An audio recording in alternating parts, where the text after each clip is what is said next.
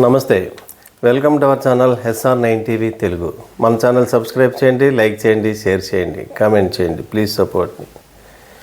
మన air chief marshal Amarpreet Singh గారు, AP Singh గారు మీడియా సమావేశం పెట్టి పాకిస్తాన్కి చెందినటువంటి 13 విమానాలను జెట్స్ని కూల్చేసామన్నారు. ఆపరేషన్ సింధూర్ సందర్భంగా కాల్పుల విరమణ జరిగిన తర్వాత ఎప్పుడు పాకిస్తాన్కి చెందినటువంటి ఇన్ని ఫైటర్ జెట్లను కూల్చామని ఎప్పుడు ఎయిర్ చీఫ్ మార్షల్ చెప్పలేదు. కానీ ఇన్ని రోజులు గడిచిన తర్వాత ఇప్పుడు ఎందుకు చెప్పాల్సి వచ్చింది అంటే, తాజాగా ఏషియా కప్లో పాకిస్తాన్ క్రికెటర్స్ ఎలా చేశారో చూడండి. మన ఇండియాకు చెందినటువంటి విమానాలను ఇలాగా కూల్చేసాం. 6 విమానాలను కూల్చేసామన్నారు. అక్కడితో ఆగారా? ఆగలేదు. మళ్ళీ ఐక్యరాజ్య సమితిలో కూడా ప్రకటించారు.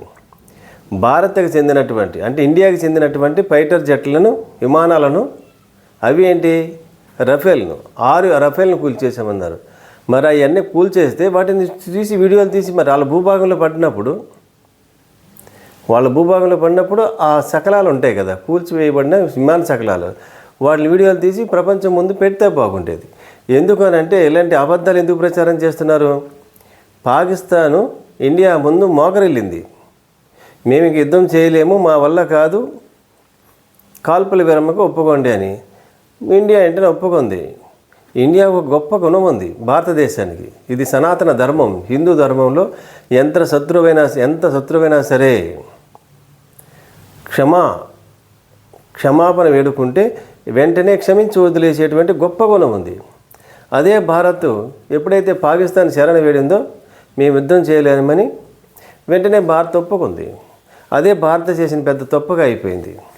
ఆ రోజున ఒప్పుకోకుండా ఇంకొక 2 రోజులు పటాపటమని పాకిస్తాన్ని కాల్చిపరిస్తే ఎక్కడికక్కడికి ఈ పరిస్థితి వచ్చి ఉండేది కాదు.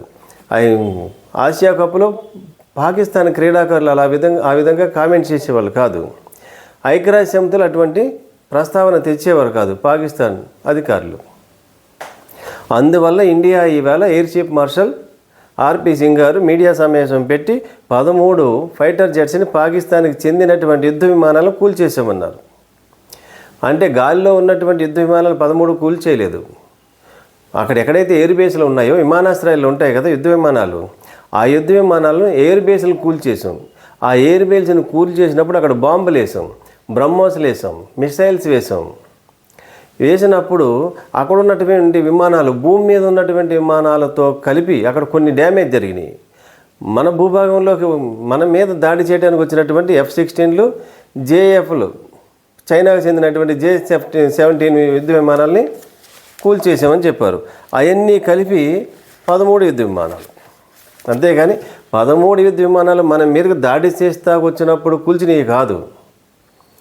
అక్కడున్నటువంటి పాకిస్తాన్ 300 కిలోమీటర్ల దూరం లోపలికి వెళ్ళి వాళ్ళ యొక్క ఎయిర్పోర్ట్లు ఏవైతే ఉన్నాయో ఎయిర్ బేస్లు, ఆ వాటి మీద మిసైల్స్ దాడి చేసినప్పుడు మన యుద్ధ విమానాలు వెళ్ళి అక్కడ అటాక్ చేసినప్పుడు అక్కడ ఉన్నటువంటి ఎయిర్పోర్ట్లో ఉన్నటువంటి యుద్ధ విమానాలు కూలిపోయినాయి, పాడైపోయినాయి, మొత్తం డ్యామేజ్ జరిగిపోయినాయి. అట్లతో కలిపి 13 యుద్ధ విమానాలు. అంటే పాకిస్తాను తన పరువును కాపాడుకోవటానికి ప్రపంచవ్యాప్తంగా ఏ వేదిక దొరికినా సరే ఆ వేదిక మీద ఇండియాకు సంబంధించినటువంటి యుద్ధ విమానాలు మేము కూల్చేసాం అని చెప్పుకునే ప్రయత్నం చేస్తుంది. పాకిస్తాన్ ప్రజలను నమ్మించే మోసం చేస్తుంది. అక్కడ మనకులాగా సోషల్ మీడియా అందుబాటులో ఉండదు. అక్కడ ఇక్కడ సరైనటువంటి వార్తా సాధనాల్లో బయట వార్తలు వారికి పాకిస్తాన్ వాళ్ళకి ఎక్కడ కూడా బయట వార్తలు అందవు. అందువల్ల గవర్నమెంట్ అక్కడ ఏదైతే ప్రకటించిందో అదే వాస్తవం అని నమ్ముతున్నారు. కానీ అక్కడ ఎక్కడైతే దాడులు జరిగినాయో మరి అప్పుడు ఏమైపోయారు? అప్పుడు ఆ దేశ ప్రధానమంత్రి ఎక్కడికి వెళ్ళిపోయాడు? అసలు ఆర్మీ చీఫ్ ఆ మునీర్ ఎక్కడ దాక్కున్నాడు? అండర్గ్రౌండ్లోకి వెళ్ళిపోయాడు. భయంతో పారిపోయాడు ఎక్కడ చంపేస్తారని. దేశ ప్రధానమంత్రి అయితే బంకర్లోకి వెళ్ళిపోయాడు. ఇప్పుడేమో అమెరికా ప్రెసిడెంట్ ట్రంప్ ఆడు పెద్ద కంపు, ఆడు ఇష్టం వచ్చినట్టు వాగుతుంటాడు. భారత్ పాకిస్తాన్ యుద్ధం ఏమైందని నేనే ఆపాను, నాకు శాంతి బహుమతి ఇవ్వండి అని. అసలు భారతదేశం ఎప్పుడైనా 3వ దేశం యొక్క ప్రమేయాన్ని ఒప్పుకుంటుందా? ఎవరైనా యుద్ధం చేయమని చెప్పినా యుద్ధం చేయదు, ఎవరు యుద్ధాన్ని ఆపమని చెప్పినా ఆపదు.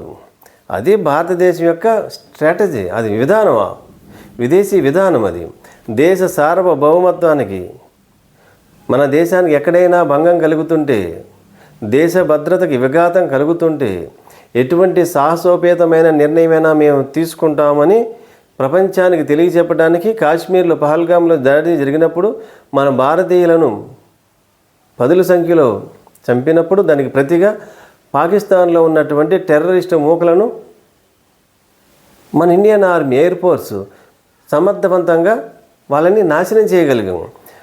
టెర్రరిస్టులు చనిపోతే ఆ టెర్రరిస్టుల యొక్క శవాలని పూడ్చిపెట్టడానికి, దహన సంస్కారాలు చేయడానికి ప్రభుత్వ అధికారులు, మంత్రులు అటెండ్ అయ్యారంటేనే ఆ దేశ సంస్కృతి గొప్పతనము, నీచమైనటువంటి బుద్ధి ప్రపంచమంతా చూసింది. అటువంటి నీచ బుద్ధి ఉన్నది పాకిస్తాన్కి.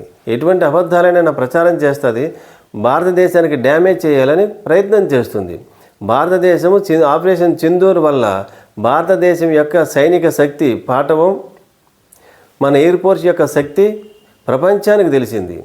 అది తట్టుకోలేకపోతుంది, పాకిస్తాన్ తట్టుకోలేకపోతుంది. అమెరికా ఏడుస్తుంది.